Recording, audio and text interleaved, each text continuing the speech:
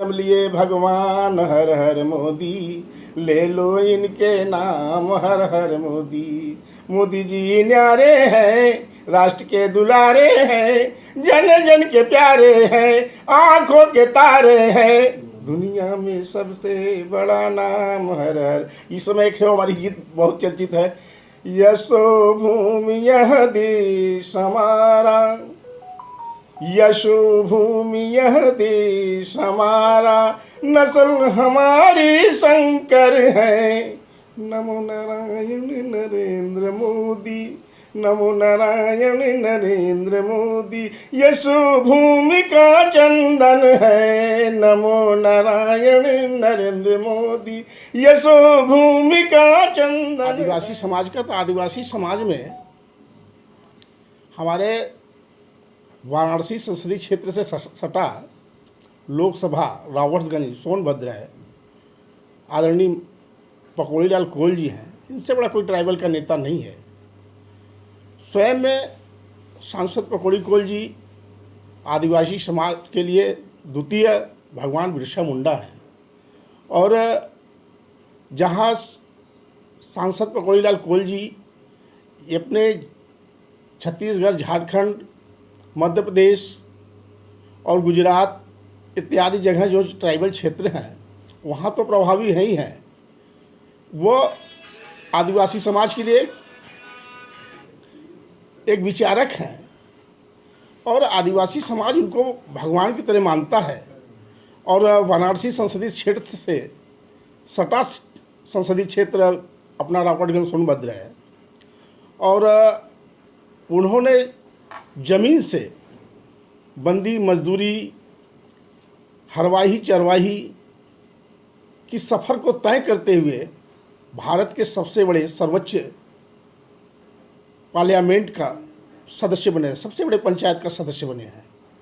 तो आदिवासी के रूप में हमारे यहाँ महामहिम राष्ट्रपति हैं, हमारे यहाँ सांसद जी के रूप में सांसद पकौड़ी लाल कोल जी हैं।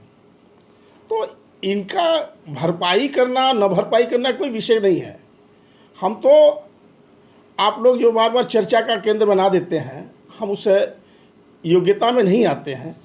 लेकिन सांसद जी का कृपा है कि मैं वाराणसी संसदीय क्षेत्र का हूँ, भारतीय जनता पार्टी का कार्यकर्ता हूँ, और हमको जो स्नेह प्रेम आशीर्वाद प्यार देते हैं उसके नाते आज मैं दिल्ली में आप लोगों के बीच आ जाता हूँ, बैठ लेता हूँ, कुछ बोल लेता हूँ। तो यह आप समझ लीजिए कि यहाँ भरपाई करने की कोई विषय ही नहीं है। यहाँ जो भी कुछ है वो सब रियल में है। और सांसद जी का आप तो अगर कभी भी हिस्ट्री खंगालना चाहें आप खंगाल लीजिए। इनके जैसा लोकप्रिय नेता पूरे भारतवर्ष में आदिवासी समाज के से नहीं। तो छोड़ दीजिए, बनारस में तो जो फ़ायदा हमारा चंदौली क्षेत्र है, मिर्ज़ापुर संसदीय क्षेत्र है, भदोही संसदीय क्षेत्र है, पूर्वांचल की सभी सीटों पे जो आदिवासी जनजाति समाज है अपने माननीय सांसद पकौड़ी लाल कोल को अपना आदर्श मानता है, अपना नेता मानता है, द्वितीय भगवान बिरसा मुंडा मानता है। और इनके संघर्षों को आप कभी इनका जीवनी आप खंगाल कर देखिए, आपको लगेगा, आपका रूह कांप जाएगा कि आखिर ऐसे नेतृत्व, ऐसे व्यक्ति का नेतृत्व जो है आदिवासी समाज को मिल रहा है जो हकीकत में उस जीवन को जिया है। कभी आप इनकी हाथ देख लेंगे, इनका हाथ कभी मिलाए हो तो कभी हाथ को देखेंगे तो लगेगा कि नहीं, ये आदिवासी समाज के भगवान ही नहीं है, आदिवासी समाज के कर्मवीर पुरुष भी हैं। और इसके नाते जो भी आप देखेंगे ये रियल में है। तो सांसद जी पकौड़ी लाल कोल से बड़ा आदिवासी कौन है कि काम जो है अपने महामहिम राष्ट्रपति से बड़ा आदिवासी कौन है? तो हेमंत सोरेन के सांसद, एक बार के विधायक हैं, बहु विधायक है, बेटा विधायक था। तो अब तो नेक्स्ट जो चुनाव हो रहा है 2024 में माननीय सांसद जी हैं, स्वयं एक पार्टी है, इनको भाई पार्टी चूँकि भारतीय जनता पार्टी हो चाहे अपना दल गठबंधन जो हमारे साथ हैं, वो निश्चित रूप से चूँकि इनके विकल्प नहीं है ना, आदिवासी समाज का कोई विकल्प नहीं है। हमको तो उत्तर प्रदेश में वैसे, हालांकि हम लोगों को उत्तर प्रदेश में जनजातियों के लिए सीट भी आनी चाहिए थी लेकिन नहीं आ पाया।